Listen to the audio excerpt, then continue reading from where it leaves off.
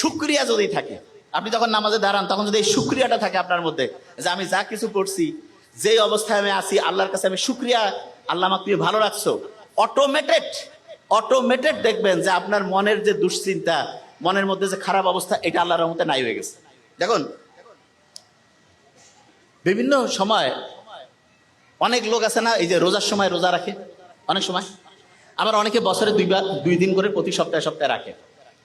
বিজ্ঞানীরা দেখতেছে আমাদের শরীরের যে ফাইটিং সিস্টেম আছে না, রোগ প্রতিরোধ ব্যবস্থা, এইটা ওই যে গাড়ি ওয়ার্কশপে গিয়ে পরিষ্কার করে না, এরকম আমাদের রোগ প্রতিরোধ ব্যবস্থাটা পরিষ্কার করার জন্য যতগুলো সিস্টেম আছে তার মধ্যে নাম্বার 1 হচ্ছে রোজা রাখা। তা আল্লাহ যে বলছে যে রোজা তোমার জন্য ফরজ করছি, আর এটার যে কল্যাণ, এটা যদি তুমি বুঝতা। বিজ্ঞানীরা এখন দেখতেছে না, প্রত্যেক দিন আমরা যে রোজা রাখতেছি, প্রত্যেক মাসে যে এরকম করে এক্সট্রা যদি রোজা রাখি, তাহলে আমাদের শরীরটা ক্লিন হয়ে যায়।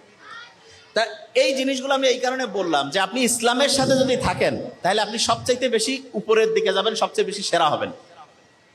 ওই যে সিটির কথা, খেলা আছে, খেলা রয়ে গেছে, পেটের মধ্যে খিদা লাগছে, আমি বুঝতে পারছি।